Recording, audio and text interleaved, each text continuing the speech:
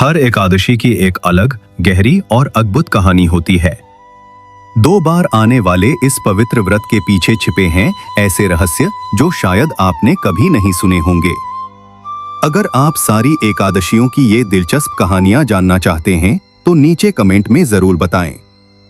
नमस्कार दोस्तों, आज हम जानेंगे कि आखिर एकादशी क्यों भगवान विष्णु का खास दिन माना जाता है और उस दिन के पीछे क्या मुख्य कथा छुपी हुई है। बहुत समय पहले त्रेता युग में भगवान विष्णु ने एक ब्राह्मण बालक वामन अवतार लिया था। उस समय राजा बलि नामक एक शक्तिशाली और धर्मपरायण राजा था, जिसने अपने बल और धर्म से स्वर्ग तक पर कब्जा कर लिया था। देवताओं की परेशानियों को देखकर भगवान विष्णु ने राजा बलि के पास जाकर 3 पग भूमि का दान मांगा। राजा बलि ने उस बालक को दान देने का संकल्प किया और 3 पग भूमि देने का वचन दे दिया। तब वामन भगवान ने अपने विराट रूप को प्रकट किया। उन्होंने अपना पहला पग रखा और वह पूरी पृथ्वी को नाप गया। दूसरा पग रखा और वह पूरा स्वर्गलोक नाप गया। लेकिन जब भगवान विष्णु ने अपना तीसरा पग जमीन पर रखा, तब राजा बलि ने अपने सिर को वह तीसरा पग दे दिया। उनका यह समर्पण देखकर भगवान विष्णु ने उनकी प्रजा और धर्म की रक्षा का वचन दिया। इसी घटना के बाद भगवान विष्णु को एकादशी 11वीं तिथि का दिन बेहद प्रिय हो गया, क्योंकि वह दिन भगवान विष्णु के वामन अवतार की याद दिलाता है और उस दिन विष्णु जी कुछ समय के लिए विश्राम करते हैं।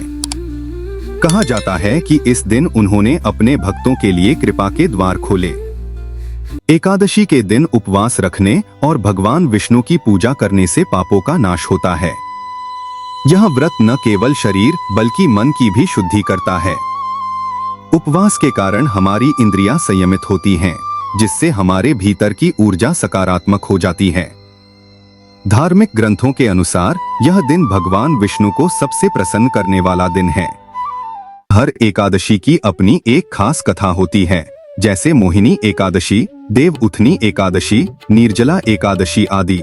हर कथा भक्तों के जीवन में नई उमंग और आध्यात्मिक शक्ति भरती है। दोस्तों, भगवान विष्णु के इस पावन दिन को श्रद्धा और निष्ठा के साथ मानना हमारी आध्यात्मिक उन्नति का मार्ग प्रशस्त करता है। अगर आप ईमानदारी से उपवास रखते हैं और भगवान की भक्ति करते हैं, तो आपके जीवन में सुख और समृद्धि हमेशा बनी रहेगी। अगर आपको यह कहानी अच्छी लगी हो तो लाइक करें, शेयर करें और सब्सक्राइब जरूर करें। साथ ही नीचे कमेंट करके बताएं कि आप कौन सी एकादशी की अगली कथा सुनना चाहते हैं। जय श्री कृष्ण।